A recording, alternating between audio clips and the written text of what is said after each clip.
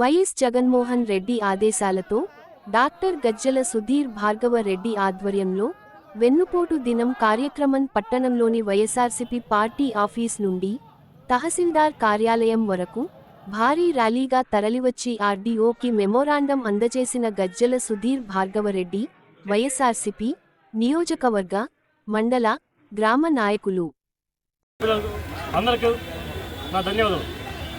ఈరోజు చూస్తే ఈ ర్యాలీలో మీకు అర్థమవుతుందంటే అందరికీ కనిపిస్తుంది. అందరు జనాల్లో ఈ సంవత్సరం పాటు టీడీపీ పాలన మీద ఎంత వ్యాప్తి వచ్చిందో మీ అందరికీ కనిపిస్తుంది. ఈరోజు ఈ ర్యాలీ ఇంత ఘనంగా జరిగిందంటే ఇప్పుడు జరుగుతున్న కూటమి టీడీపీ ప్రభుత్వం వాళ్ళు చేసే అరాచకాల కారణమే. వాళ్ళు కేవలం ఎన్నికల ముందు ఇచ్చిన వాగ్దానాన్ని మర్చిపోయి రెడ్ బుక్ పాలన చేస్తారు. వాళ్ళు చేసే పాలనల్లో కేవలం వైఎస్ఐపీ కార్యకర్తల మీద చూస్తే మీరు గత సంవత్సరంలో దాదాపు వైఎస్ఆర్ కార్యకర్తల మీద కానీ నాయకుల మీద కానీ 800 దగ్గర 800 దాకా కేసులు పెట్టారు. 1000 పైన కేసులు పెట్టారు. 800 దాకా మర్డర్ రేట్ కానీ మర్డర్గా జరిగినాయి. అందులో చనిపోయిన వాళ్ళు 300 పైన ఉన్నారు. ఇది కేవలం వాళ్ళ రెడ్ బుక్ పాలన. వాళ్ళు ఇచ్చిన హామీలలో రైతు భరోసా అన్నారు, అది మర్చిపోయారు. అమ్మఒడి అన్నారు, కొద్దిగా ఇంటింటి ప్రతి పిల్లలకు నీకు 15 నీకు 10,000 నీకు 10,000 అని పాటించారు. కనీసం ఒకటి కూడా నిలిచలేదు.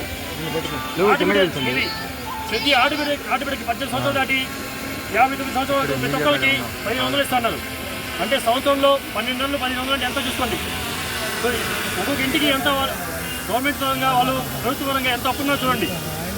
ఉచిత బస్సు అన్నారు, ఉచిత బస్సు ఇంకా అసలు మొదలుపెట్టలేదు.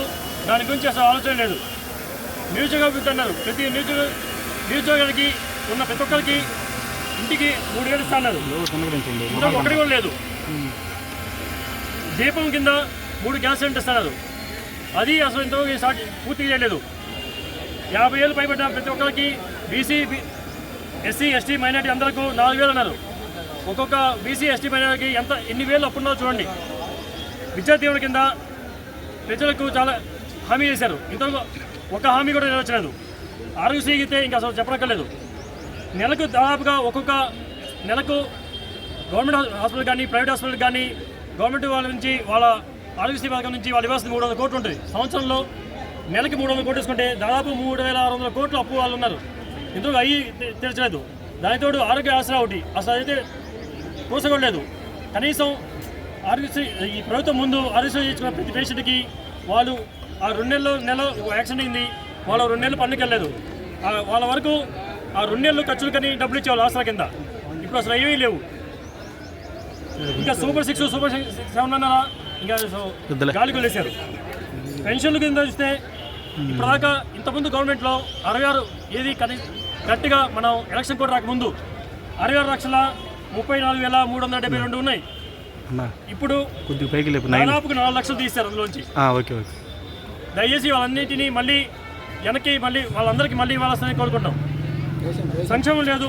రేషన్ కార్డులు వాళ్ళకి ఇంతకుముందు ఇంటింటికి వచ్చాయి బండ్లు, ఎవరికి వచ్చి వాళ్ళ ఇంటి దగ్గరికి వచ్చి వాళ్ళకి రేషన్ ఇచ్చేవాళ్ళు. ఇప్పుడు మనం చూస్తుంటే ఒక 60-70 సంవత్సరాలు కూడా 20 కేజీల రేషన్ మోసుకునేది షాప్ నుంచి గంట తరబడి షాప్ ముందు నించొని వాటిని ఇంటి దగ్గర మోసుకెళ్లాల్సిన పరిస్థితి.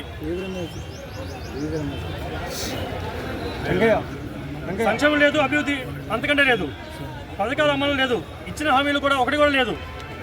కాబట్టి ఈ కూటమి ప్రభుత్వం ఇచ్చిన హామీలన్నీ అమలు చేయాల్సిందిగా మేము ఎంఆర్ఓ వాళ్ళు కలిసి వాళ్ళని మెమోరాండం సబ్మిట్ చేసి పై అధికారులని ఆ పైన గవర్నమెంట్ని కొంచెం ఒత్తిడి చేయాలని కోరుకున్నాం. ఈరోజు కార్యకర్తలకి ఇక్కడ పాల్గొన్న ఈ ర్యాలీలో పాల్గొన్న ప్రతి కార్యకర్తకి ప్రతి నాయకులకి ఎంపీడీసీ జెడ్పీడీసీ మరియు కన్వీనర్లకి సీనియర్ నాయకులందరికీ నా ధన్యవాదాలు.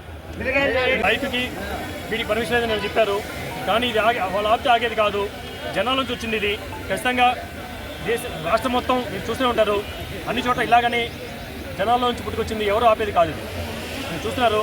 ఈరోజు ఇక్కడ వచ్చిన జనాల స్పందన చూస్తే మీకు మన సత్యంపల్లి కాదు రాష్ట్రం మొత్తం చూడొచ్చు. స్పందన ఎలా ఉందంటే రేట్లు పుట్టి అందరూ బయటకు వచ్చినట్టుంది. ఇంకా లేదు తెగింపు చేసి కార్యకర్తలతో ముందుకు వస్తారు. మా